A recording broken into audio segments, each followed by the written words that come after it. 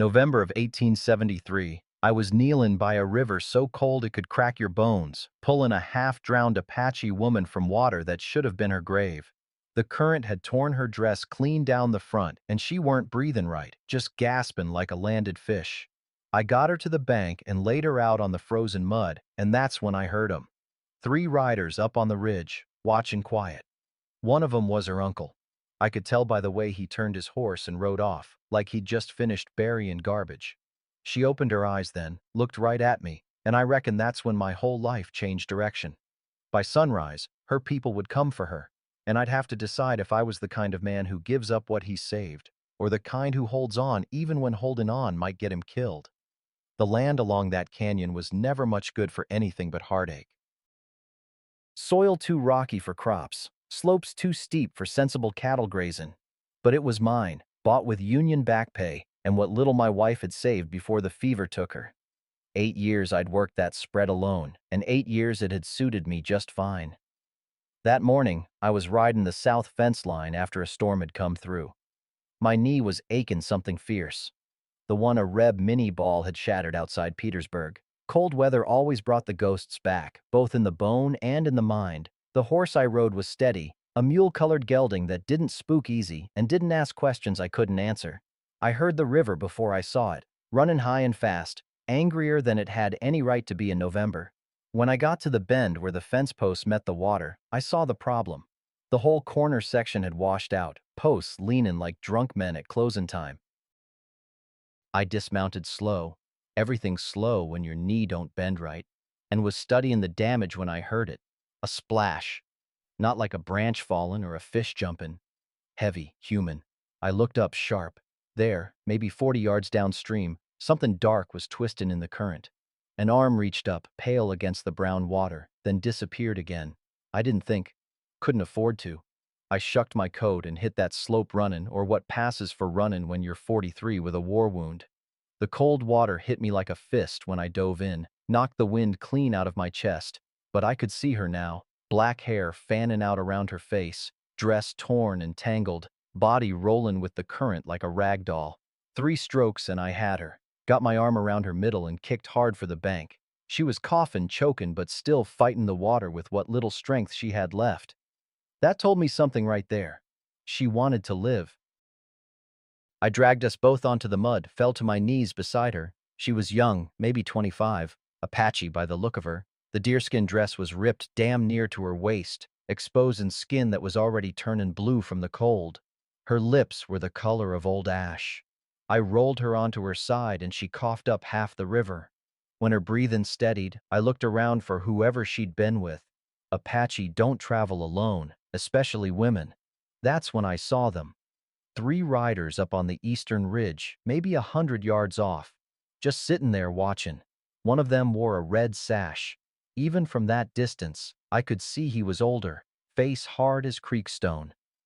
He stared down at us for a long moment, then turned his horse deliberate-like and rode away. The other 2 followed. They'd left her here, on purpose. My gut went tight with a rage I hadn't felt since the war, the kind that makes your hands shake and your vision narrow down to a pinpoint. I looked down at the woman shivering in the mud, then back up at where those riders had been. "Bastards," I said, quiet. She stirred, opened her eyes, dark brown, clearer than they had any right to be after nearly drowning. She looked at me with something I couldn't quite name. Not fear, not gratitude yet, just awareness. Like she was taking my measure and deciding whether I was another kind of death or something else entirely. I made my decision right then. I'd pulled her from that river, and by God, she wasn't going back in it. I gathered her up, one arm under her shoulders, the other under her knees, and started up the slope toward my horse. She was heavier than she looked, all soaked through, and my knee was screaming bloody murder. But I'd carried wounded men twice her size through Georgia mud, and I'd be damned if I quit now. By the time I reached my cabin, the sun was halfway to noon. She hadn't said a word the whole ride, just held onto my coat with fingers that were starting to warm up. I kicked the door open and carried her inside, and that's when I realized whatever came next wasn't going to be simple, and it sure as hell wasn't going to be quiet. Inside the cabin, I laid her on the bed and piled every blanket I owned on top of her. The fire had gone cold overnight, so I worked fast getting it started again. My hands were still shaken, from the cold water or the anger, I couldn't rightly say. She watched me the whole time, didn't speak, just followed my movements with those dark eyes. When the fire finally caught and heat started filling the room, I turned back to her. "You understand English?" I asked. She nodded once. Small movement, but clear. "You hurt anywhere besides that ankle?" She lifted one hand, touched her temple where a bruise was spreading purple and yellow. Then her ribs, wincing. "All right," I said. "I ain't a doctor, but I've patched up worse. I'd done field surgery on men who'd taken grape shot, so a twisted ankle and some bruises weren't gonna kill her. Not if I could help it." I wrapped her ankle with strips of clean cloth, gentle as I could manage. She didn't make a sound, even when I knew it had to hurt. Tough as boot leather, this one. Her dress was still soaked and torn. I found one of my old flannel shirts and hung a blanket from the rafter to give her privacy. When she emerged, the shirt hung to her knees, sleeves rolled up half a dozen times. Her hair was loose, drying in waves down her back. She looked around the cabin. One room, not much to see, a table, two chairs, the bed, my rifle on the wall. Then she pointed at the broom in the corner. I frowned. "You don't need to—" But she was already limping toward it. Before I could stop her, she'd started sweeping the dirt I'd tracked in. Slow, careful, favoring that bad ankle. "Stubborn," I muttered. She glanced at me, and I swear there was the ghost of a smile on her lips. That's how the first day went. She swept. I brought in firewood. She folded blankets. I made coffee. We moved around each other like two people who'd done this before, even though we were strangers. It was comfortable in a way I hadn't felt since before the war. By evening, I'd shot a rabbit and she'd started a stew without me asking. Found my old pot, the dried beans I kept in a tin, even added some wild herbs I didn't know I had. The smell filled the cabin, warm and rich. "What's your name?" I asked as we ate. "Sana." "I'm Thorn." She repeated it, the "thee" sounding softer in her mouth. "Torn." Close enough. We ate in silence after that, but it wasn't awkward, just two people sharing a meal after a hard day. The second day, I rode into town for supplies, needed flour, coffee, salt. The general store was run by Hiram Potts, a man who'd never met a piece of gossip he didn't want to chew on. "Heard you had some excitement yesterday," he said, weighing out the flour. I kept my face neutral. "That so? Couple Apache spotted you pulling something from the river, or someone." His eyes were sharp, hungry for details. "Found a woman drowning. Pulled her out. What any decent man would do." "Apache woman?" "Woman," I said flat. "Just a woman." Hiram's mouth pursed up like he'd bit into a lemon. "Folks are saying her people left her there on purpose, saying she broke some kind of law. Ain't my concern what her people did. She was drowning. I helped." "Where is she now?" I met his eyes steady. "My land. My business." The ride back, I noticed horses had been near my property line. Fresh tracks, 4 or 5 riders, stopped at the fence and turned back. They'd been watching. When I got home, Sana was standing by the window, holding the rifle. She'd seen them too. "They come close?" I asked. She shook her head. "Watch only." I set down the supplies and checked the rifle. Loaded. She'd known what to do. "Smart girl," I said. That night, I slept in the chair with my pistol in my lap. Around midnight, I heard it. Horses, distant but coming closer. I stood, moved to the window. 5 riders this time, carrying torches. They stopped at my fence line, firelight dancing across their faces. Behind me, Sana had gotten out of bed. She stood beside me, still wearing my shirt, face pale but calm. The riders just sat there, torches burning, watching, waiting. Then one of them shouted, voice carrying across the cold air, "She belongs to us, Maddox. Send her out, or we're coming in." I grabbed my coat and stepped out onto the porch. The cold hit me hard, but not as hard as the sight of those 5 men silhouetted against their torches.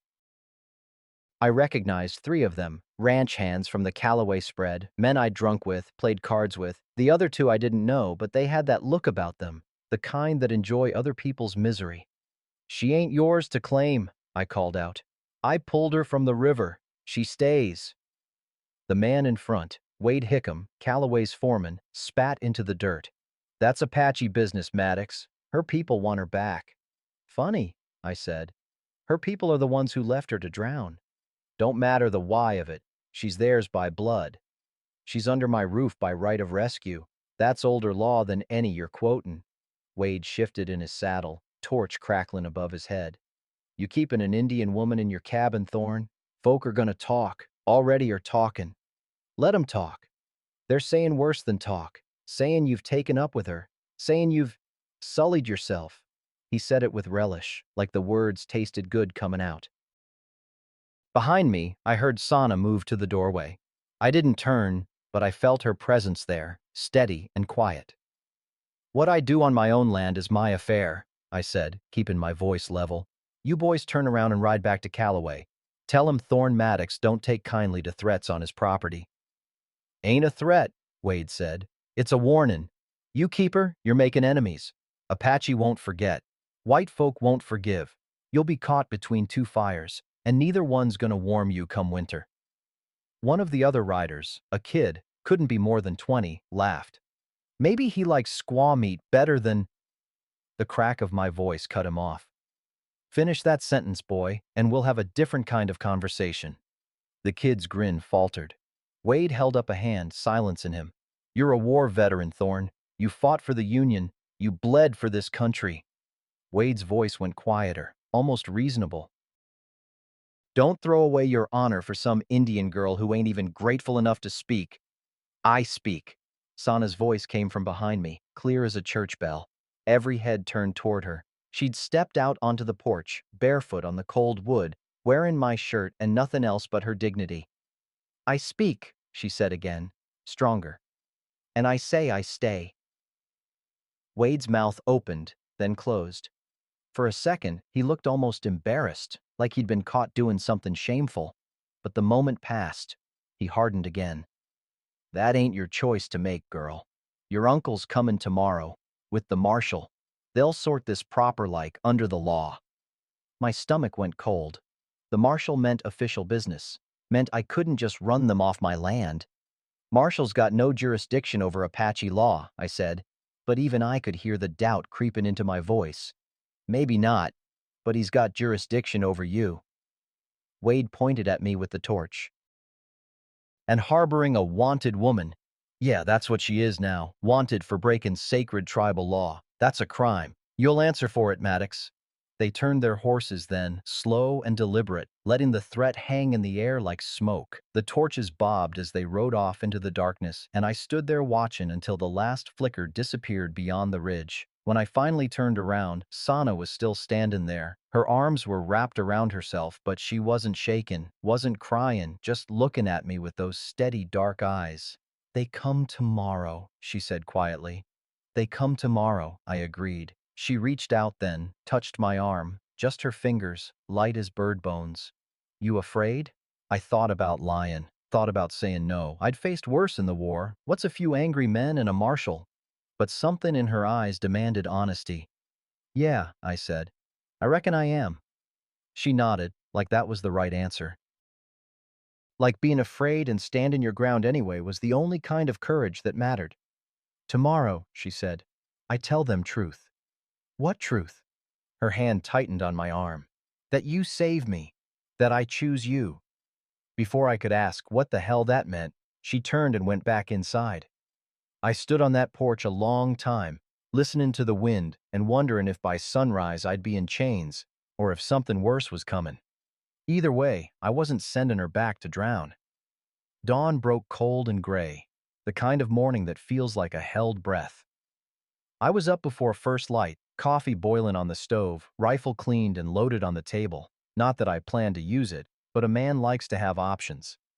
Sana emerged from behind the blanket partition I'd rigged up the night before.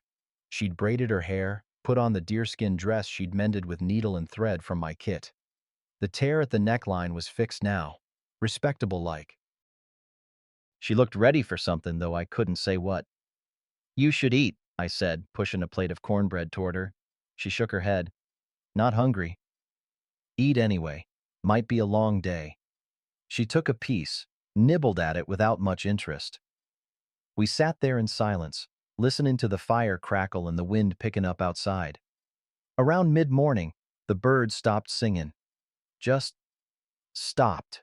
All at once. I've lived on this land long enough to know when something ain't right. Animals know before we do. I stood, moved to the window.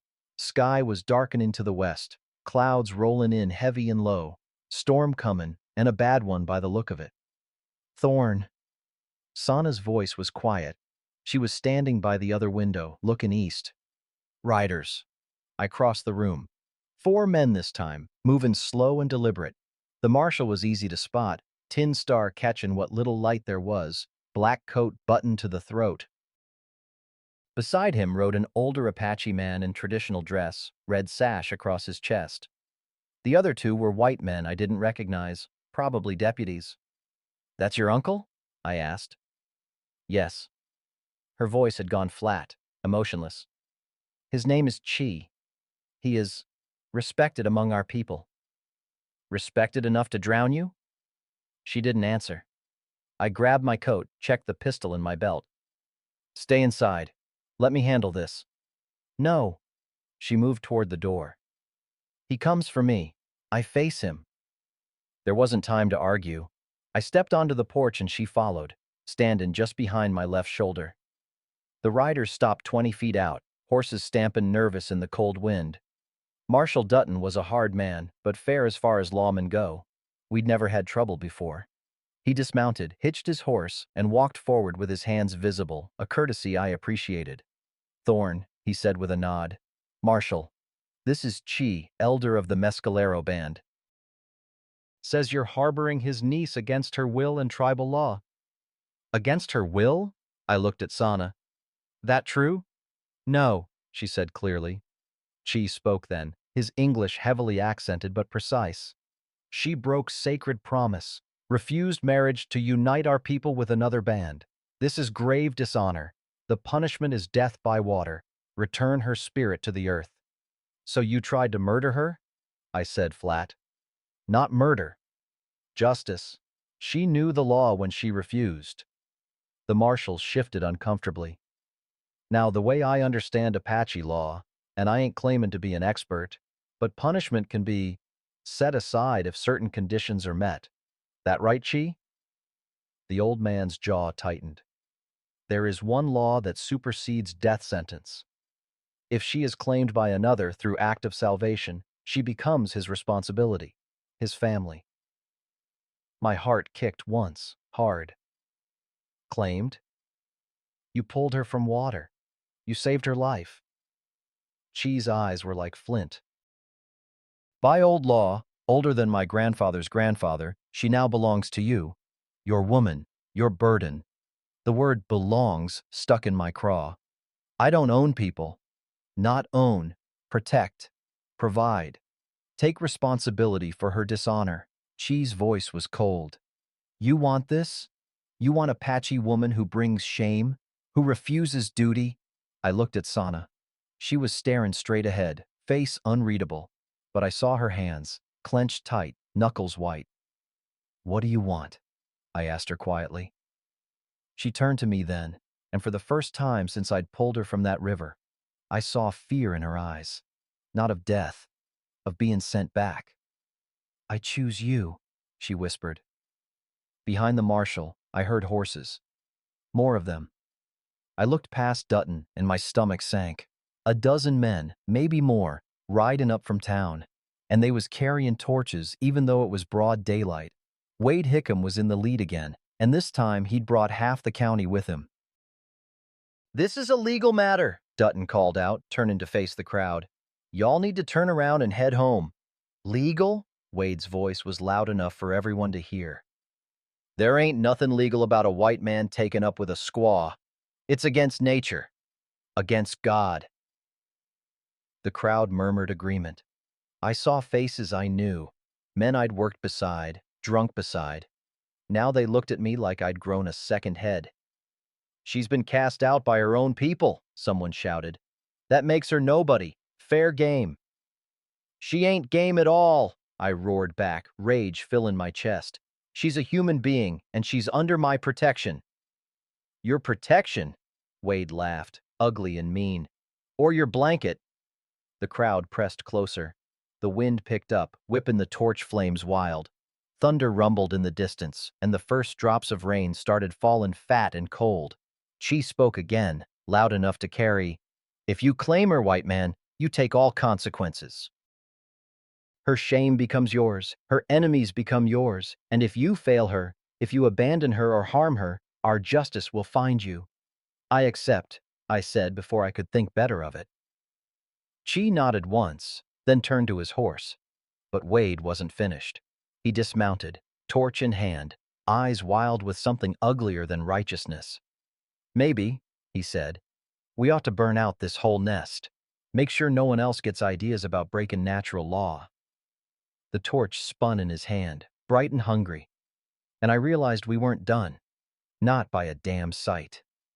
The rain came down hard then, like God himself was weighing in on the matter.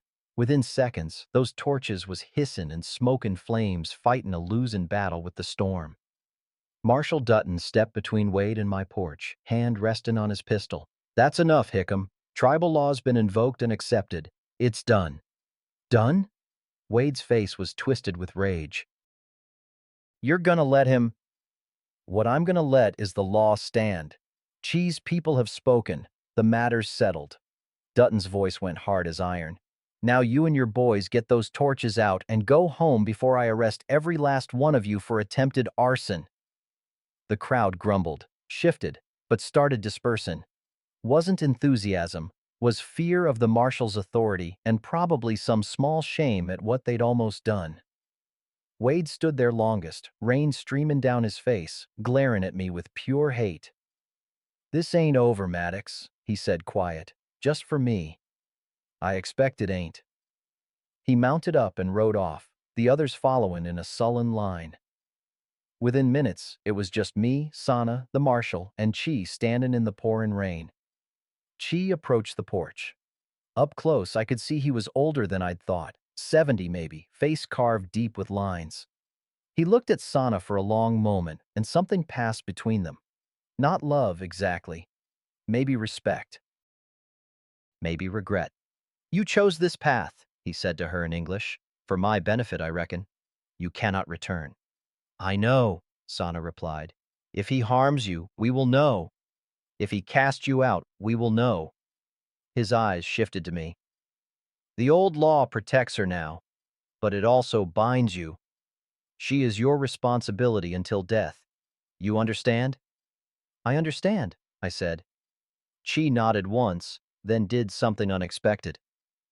He reached into his coat and pulled out a small bundle wrapped in cloth, handed it to Sana. She took it with both hands, head bowed. "Your mother's," he said simply. Then he turned to his horse and rode away without another word. Marshal Dutton lingered a moment. "You know what you've taken on, Thorne?" "Reckon I'm starting to figure it. Wade Hickham's got a mean streak and a long memory. Watch yourself." He touched his hat brim. "Miss," he said to Sana, then mounted up and followed after Chian. We stood there on the porch, rain soaking us both, watching them disappear into the gray. Finally, Sana spoke. "We should go inside." "Yeah, we should." Inside, with the door shut and the fire built back up, the cabin felt smaller somehow, more intimate. We was both dripping wet, and I realized I was starting to shake, not from cold, but from everything that had just happened. "Sit," Sana said, pushing me toward the chair. "You are shaking." "I'm fine." "You are not fine. Sit." I sat. She disappeared behind the partition and returned with a dry shirt for me, then busied herself with the kettle, making some kind of tea from the bundle Chi had given her. "What is that?" I asked. "Medicine. For shock. For—" She searched for the word. "For when the body remembers war." That hit me sideways. She'd seen it in me, the way my hands trembled after violence, the way my breath came short when threatened. Battle fatigue, the doctors had called it. Most folks didn't understand. But she did. She handed me the cup and I drank. Tasted like earth and smoke, but it warmed me from the inside. She sat on the floor near the fire, unwrapping the rest of Chi's bundle. Inside was a small doeskin pouch, some beadwork, and a faded piece of cloth with symbols stitched in thread. Your mother's? I asked. She nodded, fingers tracing the symbols. She died when I was 12. This was her marriage blanket, from her own choosing. The weight of that settled between us. Her mother had chosen her husband. Sana had tried to do the same and nearly died for it. I'm sorry, I said. She looked up at me, and for the first time I saw tears in her eyes. Not fallen, just there. You are good man, Thorn Maddox. I ain't. You are. She stood, moved closer, and before I knew what was happening, she'd taken my hand in both of hers. Her skin was warm now, fully recovered from the river. You saved my life. You stood for me. You could have sent me back. Wasn't right sending you back? Most men, she paused, searching for words again. Most men would use, you don't. Why? I thought about that. About Claire, about Ruth, about the kind of man I'd tried to be before the war broke me and grief finished the job.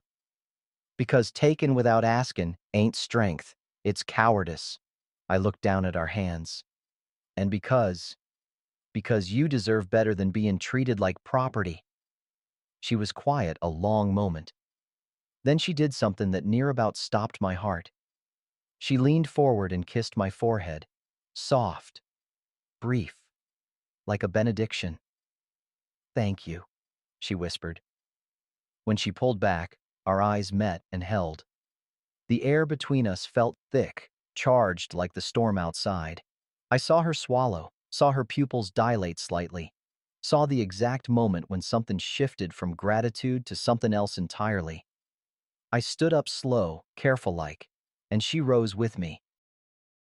We was close now, close enough I could smell the wood smoke in her hair, see the flecks of gold in her dark eyes. Sana, I said, my voice coming out rougher than I intended. If this goes further, it ain't because of any law. It ain't because you owe me. You understand? I understand. She reached up, touched my face with her fingertips. I choose you, Thorn. Not because I must, because I want. That's when I kissed her. Gentle at first, questioning, giving her every chance to pull away. She didn't. Instead, she pressed closer, her hands finding my shoulders, my neck, tangling in my hair. We stumbled toward the bed, shedding wet clothes, and what happened next was tender and fierce all at once. She was strong beneath me, meeting me as an equal, not submissing, but participating, claiming me as much as I was claiming her. Afterward, we lay tangled in the blankets, her head on my chest, my arm around her shoulders. The rain had softened to a steady drumming on the roof. For the first time in 8 years, I felt whole, like a part of me I'd thought dead had come back to life. What happens now? She asked quietly. Now we build something. Together. She tilted her head up to look at me. You want this? Truly? I want this. Truly. She smiled then, the first real smile I'd seen from her. It transformed her face, made her look younger, lighter. We must have dozed off because when I woke it was late afternoon and someone was pounding on the door. I grabbed my pistol and a shirt, pulling it on as I crossed the room. Sana sat up, covering herself with the blanket. I cracked the door open. It was young Tommy Birch from the general store, breathless and wide-eyed. Mr. Maddox! Mr. Maddox, you gotta come quick! Slow down, boy. What's wrong? It's Wade Hickam, sir. He's in town drunk as a lord, telling everyone who'll listen that you're harboring a murderer. Says Sana killed a white trader last spring up north. Says there's a warrant out for her, and he's riding to the territorial capital tomorrow to fetch a federal marshal. My blood went cold. A warrant? Yes, sir. Says he's got proof and everything. Says by this time next week, you'll both be in chains. Behind me, I heard Sana's sharp intake of breath. Tommy looked past me, saw her in the bed, and his young face went red. I'm sorry, sir. I didn't mean to. Mama sent me to warn you. She says Wade's lying, says everyone knows it, but he's got enough men believe in him that it might not matter. I gripped the doorframe. Thank your mama for me, Tommy. Now get home before dark. The boy nodded and ran off. I closed the door and turned to Sana. She'd gone pale, clutching the blanket to her chest. Is it true? I asked. Did you kill someone? Her eyes met mine, and I saw fear there. Real, deep fear. Yes, she whispered, but not murder. He tried to. Her voice broke. I crossed the room, sat on the edge of the bed. Tell me. And in a voice barely above a whisper, she told me about the traitor who'd come through their camp, about his hands on her, about the knife she'd grabbed, about running through the night with blood on her dress. When she finished, I took her face in my hands. That ain't murder, I said firmly. That's survival. That's justice. The law will not see it that way. I am Apache. He was white. They will hang me. She wasn't wrong. I'd seen enough frontier justice to know how this would play out. Then we make sure they never get the chance, I said. How? That's when I realized. We had maybe a week before Wade came back with a federal marshal. A week to figure out how to prove Sana's innocence, or disappear so deep into the territory they'd never find us. Either way, the life we'd just started building was already in danger of being torn apart. And this time, I wasn't sure even the old laws could save us. That night, neither of us slept much. I sat at the table cleaning my rifle for the third time, and Sana kept pacing to the window, peering out into the darkness like she expected Wade and his mob to come riding through any minute. We could run, she said finally. Go north, into the mountains. Winter's coming. We'd freeze before we made it 20 miles. I set down the rifle. Besides, running just makes you look guilty. I am guilty, by their law. Not by mine. Not by any law that matters. I stood, cross to her. That man tried to force himself on you. You defended yourself. That ain't murder. That's survival. She turned to me, eyes glistening. You believe that. But will they? I didn't have an answer for her. We both knew the truth. A dead white man and a live Apache woman meant only one outcome in a territorial court.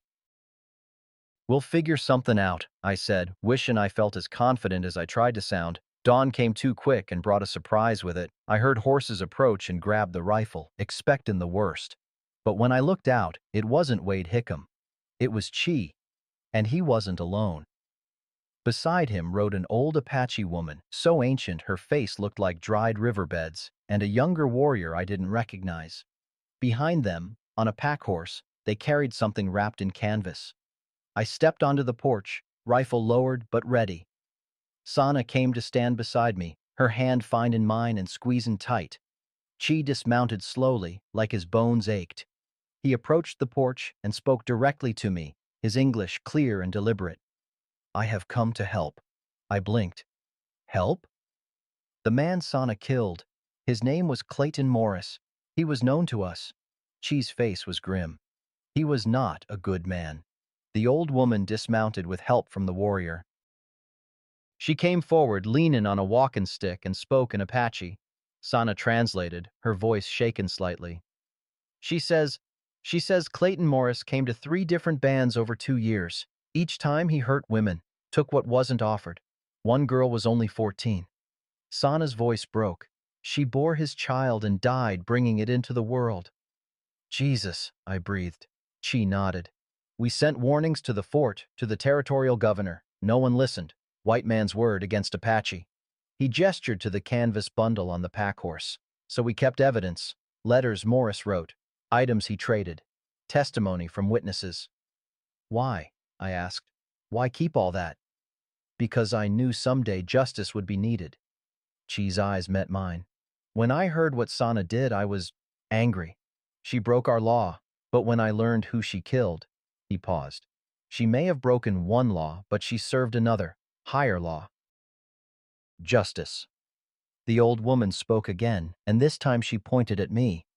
Sana translated, and I heard wonder in her voice. She says, You are touched by the spirits. The river brought her to you. The old law bound you together. This is not accident. This is, she searched for the word, destiny. I didn't know about destiny, but I knew opportunity when it bit me. Will you testify? If the federal marshal comes, will you tell them what you know? We will do more than testify, Chi said. He turned to the warrior, spoke in Apache. The young man nodded and rode off fast, heading east. Where's he going? I asked. To Fort Sumner. There is an army captain there, Captain Reed. He is fair man, listens. We have traded with him, helped find deserters. He owes us. She looked at me hard. If he comes before the federal marshal, if he sees our evidence, maybe your woman has chance. Your woman. The words settled on me like a blanket. Not possession, responsibility. Partnership. Family. Thank you, I said, and meant it deep. She nodded once. Then he did something I didn't expect. He smiled, just a little, at the corner of his mouth. You are strange man, Thorn Maddox, but you have honor. That is rare. He looked at Sana. Take care of her. She is difficult, stubborn, like her mother. Sana said something sharp in Apache, and she actually laughed, a dry, rustling sound like wind through dead leaves. She says I am more stubborn, he translated for my benefit. She is probably right. The old woman approached Sana then, taking her hands and speaking softly. Sana's eyes filled with tears and she nodded, answering in their language. When they finished, the old woman pressed something into Sana's palm, a small carved stone, and touched her cheek gently. Then they mounted up. Before riding off, she turned back to me one last time. Wade Hickam is not finished. He wants blood. He wants, she searched for the word, revenge for something that has nothing to do with Sana. You understand? I understood. Wade was the type who'd been waiting for a reason to hate, and I'd given him one by refusing to bow to the mob. This wasn't about justice for him, it was about power, about putting me in my place. I can handle Wade, I said. Maybe, but he has friends, and federal marshal. Chi shook his head. That is different kind of enemy. Be ready. They rode off, and I stood there feeling like maybe, just maybe, we had a fighting chance. Inside, Sana sat at the table, turning the carved stone over in her hands. It was smooth, worn, with a symbol etched into it I didn't recognize. What is it? I asked. Protection. Grandmother gave it to my mother. My mother wanted me to have it. She looked up at me. She said the spirits chose you for me, that they brought us together for purpose. What purpose? To heal. Both of us. She reached across the table, took my hand. You were broken, Thorn. War broke you. Loss broke you. I was broken too. Different way, but broken. Together. She squeezed my hand. Together, we are less broken. I'd never thought of it that way, but she was right. Something in me that had been dead since Claire and Ruth passed. Something had woken up when I pulled Sana from that river. I was just going through the motions before you came, I admitted. Waking up, working, going to sleep. Wasn't really living. Now? Now. I looked at her, really looked at her. Now I got something to live for. She stood, came around the table, and sat in my lap like she'd done it 1,000 times, rested her head against my shoulder. We will be all right, she said. I believe this. I wrapped my arms around her and let myself believe it too, just for a moment. That's when we heard the sound. Distant at first, then growing louder. Hoofbeats. Lots of them. I stood, setting Sana on her feet, and moved to the window. God damn it, I breathed. What is it? Riders? 20, maybe more? I grabbed the rifle. And they're wearing federal blue. Sana went pale. The marshal? Looks like it. And he's brought half a cavalry unit with him. She pressed close to me, her hand clutching my arm. Wade? I spotted him then, riding at the front beside a man in officer's insignia and a civilian in a long black coat. The federal marshal, no doubt. Wade was grinning like the cat who ate the canary. He's with them, I confirmed. And by the look on his face, he thinks he's already won. The riders stopped at my fence line. The marshal dismounted, adjusted his coat, and started walking toward the cabin with the kind of authority that comes from federal commission. Behind him, Wade followed, and I could see it in his eyes: triumph, vindication, and something uglier: anticipation. "Thorne Maddox!" the marshal called out. "I'm Federal Marshal William Garrett. I have a warrant for the arrest of the woman known as Sana Apache for the murder of Clayton Morris. Send her out, or I'll be forced to come in and get her." Sana's fingers dug into my arm. Her breath came quick and shallow. I looked at her, then back at the marshal and his men. 20 armed soldiers. Wade smiling like the devil himself. And somewhere east, a young Apache warrior riding hard toward Fort Sumner, hoping to reach a fair-minded captain before it was too late. "What do we do?" Sana whispered. I checked the rifle, made sure it was loaded, and stepped toward the door. "We stall," I said, "and we pray Captain Reed rides faster than Wade Hickham's hate." I stepped onto the porch, rifle in hand but pointed at the ground. 20 soldiers, all armed, all watching me with the kind of detachment that comes from following orders. The marshal stood front and center, warrant in hand.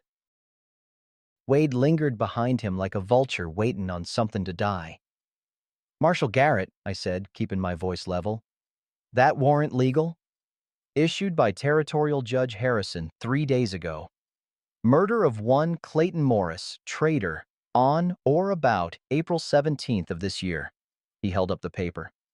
"Says here the accused is an Apache woman, approximately 25 years of age, known to have been in the vicinity of Morris's camp when he was killed." "That's her!" Wade shouted from behind. "That's the squaw. I seen her myself last spring, covered in blood, running from Morris's camp." I kept my eyes on the marshal. "You taking Wade's word as gospel?" "I'm taking a sworn deposition witnessed by 3 men, including the local sheriff."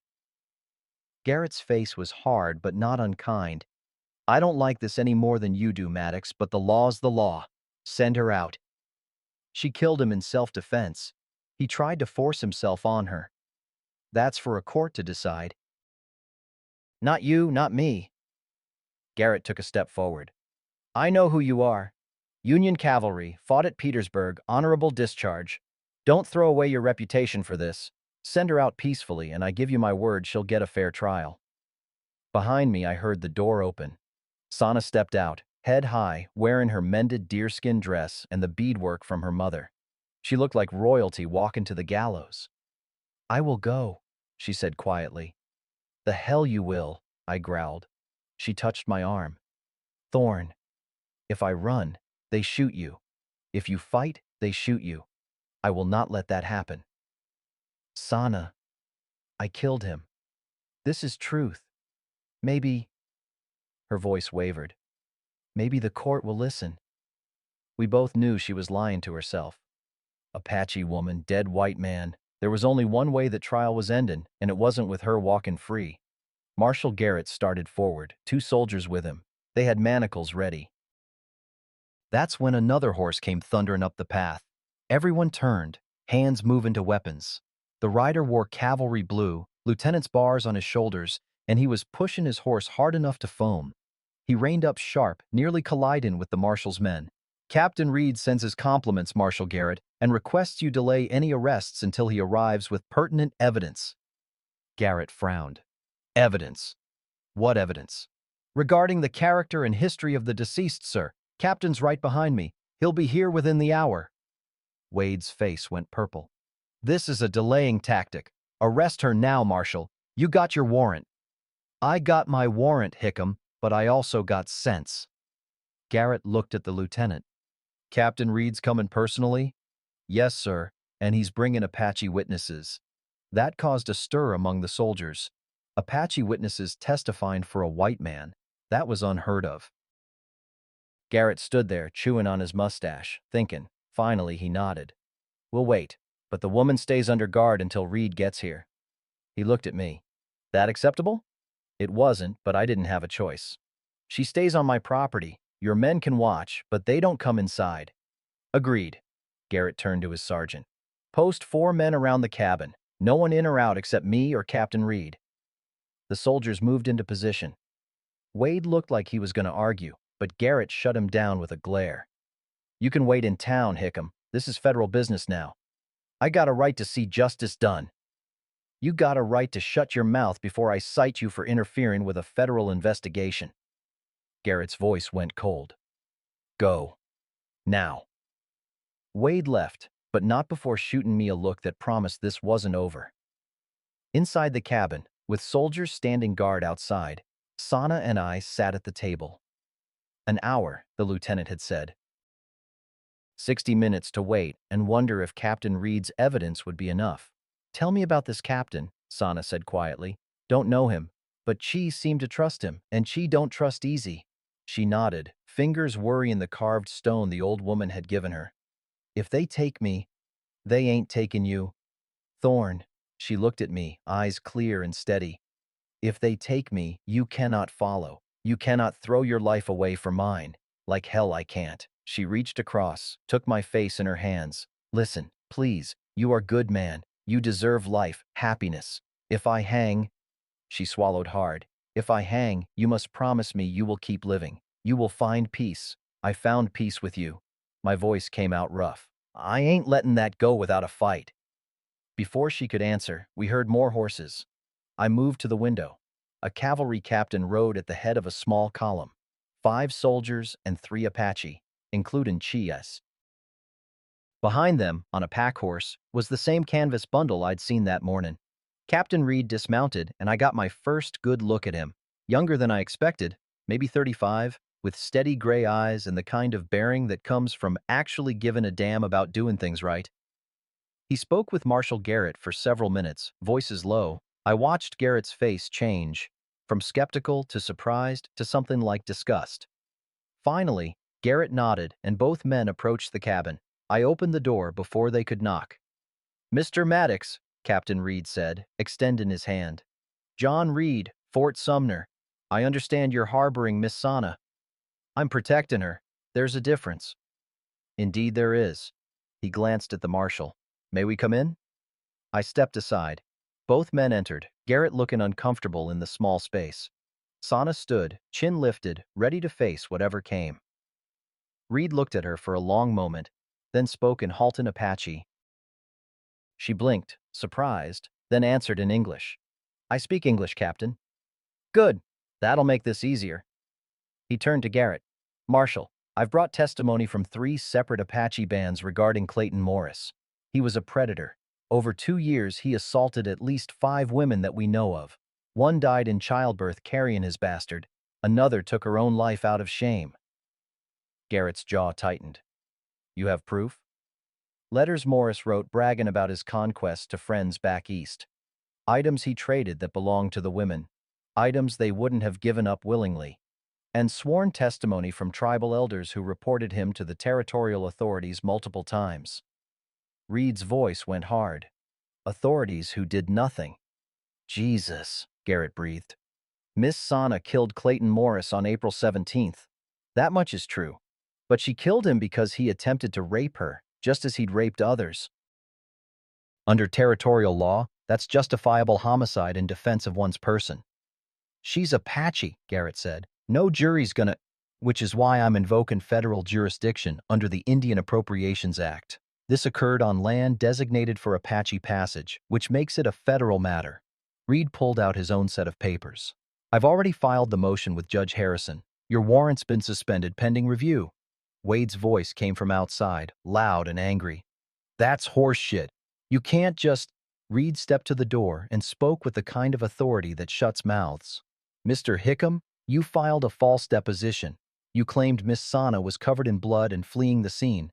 But according to these witnesses," he gestured to Chi and the others, "she didn't leave Morris's camp until 3 days after his death, and she was cleaned and dressed when she departed. You lied under oath." I was mistaken about the date." "You lied." "And I'm recommending to Marshal Garrett that you be charged with perjury and obstruction of justice." The color drained from Wade's face. Garrett stepped outside, took Reed's papers, and read them by the fade-in afternoon light. Minutes passed. Finally, he looked up. "Miss Sana," he called through the door. "Step out here, please." My heart stopped. Sana squeezed my hand once, then walked outside. I followed, every muscle in my body coiled tight.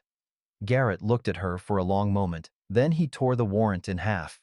Captain Reed's evidence is compelling. The warrant's suspended. You're free to go, pending a federal review of the case. He looked at Wade. As for you, Hickam, you're under arrest. Wade went wild, cursing and thrashing as two soldiers grabbed him. His eyes found mine, filled with pure hatred. This ain't over, Maddox. You and your squaw. Captain Reed stepped in front of him. That's enough. One more word and I'll add threatening a federal witness to your charges. They dragged Wade away, still cursing.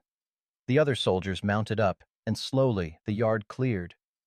When it was just me, Sana, Garrett, and Reed left, the marshal turned to me. You got lucky today, Maddox, but luck runs out. I suggest you and Miss Sana consider relocating. Somewhere folks don't know your history. This is my land, I said. Our land. We ain't going anywhere. Garrett shrugged. Your funeral. He mounted up. Captain Reed, pleasure working with you. Marshal. As Garrett rode off, Reed turned to us. The federal review will take time, could be months. But based on the evidence, I don't believe charges will be refiled. Morris was, he paused, a predator who got what he deserved. Thank you, Sana said softly. You did not have to help. Yes, ma'am, I did. I'm a soldier, not an executioner. He tipped his hat. You take care now. He left, and suddenly it was just me and Sana standing in our yard, the sun setting red and gold over the canyon rim. She turned to me, and I saw tears streaming down her face. We're safe? She whispered. Truly? I pulled her into my arms, held her tight. We're safe. She broke then, sobbing into my chest, all the fear and tension of the past days pouring out of her. I held her through it, my own eyes burning with tears I was too proud to shed. When she finally quieted, she looked up at me. What now? I kissed her forehead. Now we live. The next morning, I woke to the smell of coffee and fry bread. Sana was at the stove, humming something soft in Apache. Sunlight streamed through the window, turning everything gold. I watched her for a moment, just taking it in. This woman who'd nearly drowned, who'd faced down a mob, who'd stood tall when the law came for her. She was making breakfast like it was the most natural thing in the world. Like she belonged here, like we belonged together. You're staring, she said without turning around. Just appreciating the view. She smiled at that, brought me a cup of coffee. Her fingers brushed mine as she handed it over, and I caught her wrist gentle-like, pulled her down to sit on my knee. We need to talk about something, I said. Her smile faded. What? This. I reached into my shirt pocket and pulled out a ring, simple gold band worn smooth. It was my wife's, Claire's. I've been carrying it since she passed, couldn't bring myself to bury it with her. Sana touched it with one finger, reverent. It is beautiful. It's yours if you want it. I know we're already bound by Apache law, but I'm asking the white man's way too. Properly. I took her hand. Sana, will you marry me? Her eyes filled with tears. Yes, yes, I will marry you. I slipped the ring on her finger. It fit perfect, like it was meant for her all along. That afternoon, we rode into town together, first time since all the trouble. I expected stares, whispers, maybe worse. What I got was surprise. Tommy Birch came running up as we hitched the horse outside the general store. Mr. Maddox, Miss Sana, did you hear? Hear what, boy? About Mr. Calloway. The marshal arrested him this morning. I went still. Calloway? The rancher? Yes, sir. Turns out he was the one who told Wade to file that false deposition. And there's more. He's the one who bought up Clayton Morris's trading route after Morris died. Paid Wade to stir up trouble against you so you'd sell your land cheap. My blood went cold. My land? Your water rights, sir. Your creek feeds into the main river. Mr. Calloway wanted to dam it, redirect the water to his property, but he couldn't do it with you in the way. Everything clicked into place. Wade's hatred hadn't been about Sana at all. It was about money. About a rich man using prejudice and fear to steal what didn't belong to him. Where is Calloway now? I asked. In the marshal's custody. Captain Reed found letters between him and Morris. Turns out Calloway knew what Morris was doing to those women, knew and didn't care, long as Morris kept the trade route profitable. Sana's hand found mine, squeezed tight. Hiram Potts came out of the store then, wiping his hands on his apron. He looked at us both, then did something I never expected. He took off his hat. Miss Sana, Mr. Maddox, I owe you both an apology. I spread gossip, said things that weren't true, helped turn folks against you. I was wrong. He looked at the ground. My wife gave me hell about it, said I was being a fool. She was right. Other folks started gathering. Martha Potts, Hiram's wife, old Doc Sullivan, the blacksmith and his sons. One by one, they nodded their respect. We were wrong, Martha said. Wade and Calloway played on our fears, made us see enemies where there weren't any. I hope you can forgive us. I looked at Sana. She nodded slightly. Forgiveness is earned, I said. But it can be earned. We're willing to try if you are. The tension broke. Martha smiled, and suddenly people were coming forward, shaking our hands, welcoming Sana to town. As the sun set and we rode home, Sana leaned against my back, her arms around my waist. It is done, she asked. Truly done? Truly done, I said.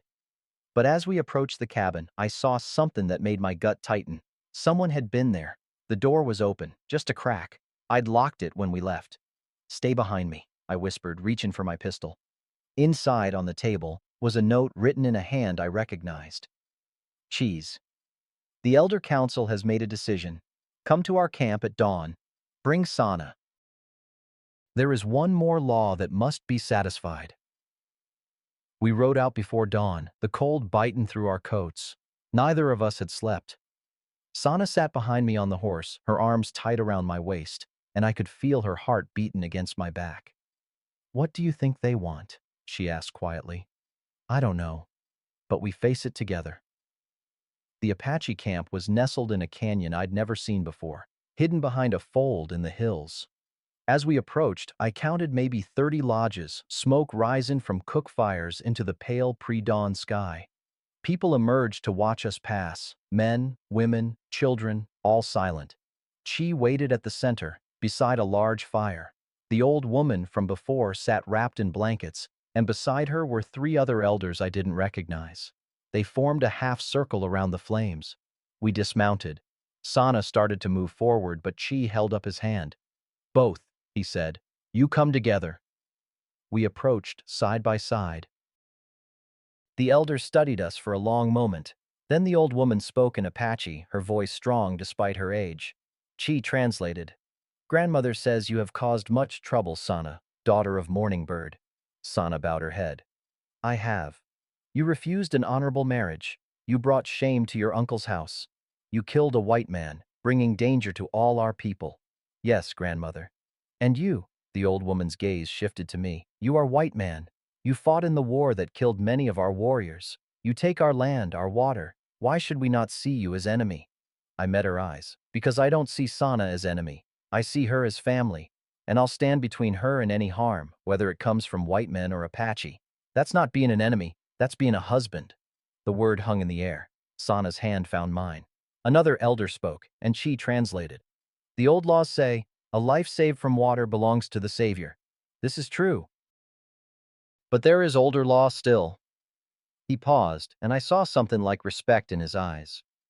When a man of one people saves a woman of another and stands against his own kind to protect her and proves his heart is true, he is no longer outsider. He becomes family.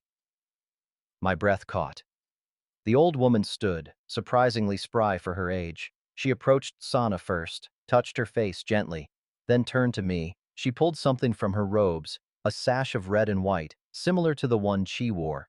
She spoke in Apache, her voice firm. Chi translated each line. By the law of our ancestors, you are adopted into the Mescalero band. You are brother to our warriors, son to our elders, husband to Sana, daughter of Morning Bird. She draped the sash across my shoulders. Your enemies are our enemies. Your honor is our honor. Your children will be our children. I felt something break open in my chest, something that had been locked tight since Petersburg, since Claire and Ruth died, since I'd decided I was meant to be alone. My voice came out rough. I accept.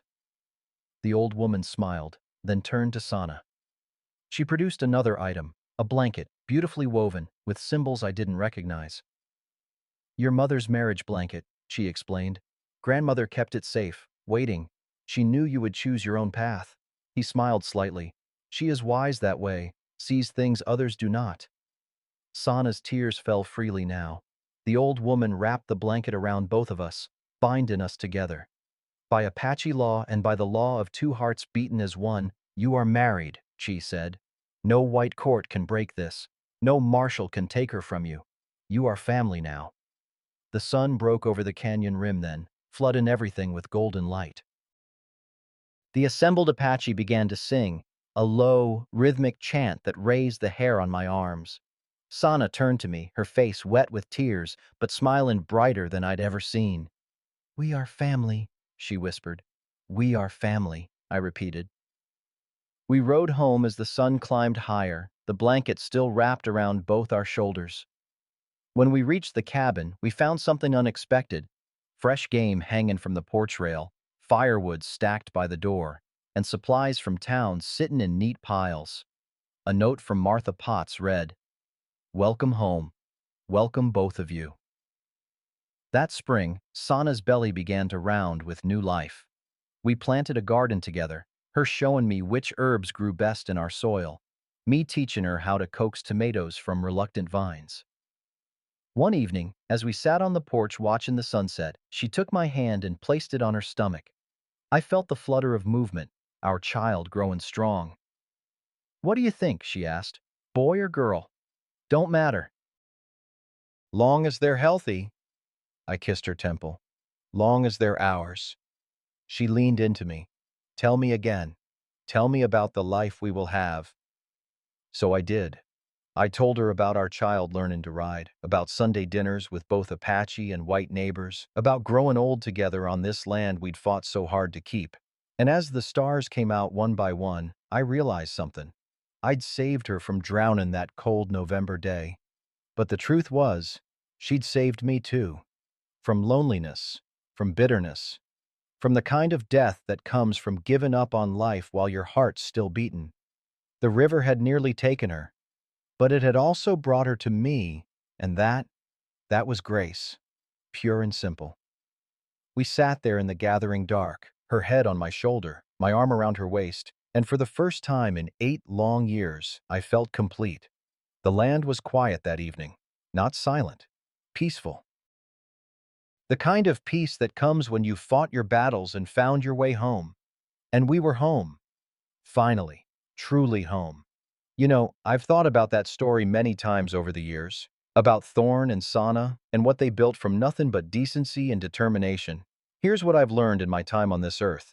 Family ain't always the people you're born to. Sometimes it's the people who see you drowning and dive in anyway, even when their own knees busted and the water's cold enough to stop your heart. Dignity, real dignity, don't come from what others think of you. It comes from knowing who you are when nobody's watching, from doing right even when wrong would be easier. Thorn could have walked away from that river. He could have sent Sana back when the mob came, but he didn't, because a man's character ain't tested when things are easy. It's tested when standing your ground might cost you everything. And justice. Well, justice don't always come with a gavel in a courtroom. Sometimes it comes quiet, like sunrise after a long dark night. Sometimes it's just two broken people finding each other and deciding that together, they're a little less broken. If you've ever felt alone in this world, if you've ever wondered if decency still matters, if you've ever thought it was too late to start over, well, I hope this story gives you something to hold on to, because it ain't never too late, not as long as you're still breathing. Love, real love, ain't about grand gestures, it's about showing up. It's about holding on when letting go would be easier. It's about seeing someone at their worst and deciding they're still worth standing beside. That's the kind of love that lasts, the kind that builds something worth leaving behind. If this story touched you in some way, I'd be pleased to know where you're listening from. Until next time, may you find your own kind of home. And may you have the courage to hold on to it when you do. God bless, and good night.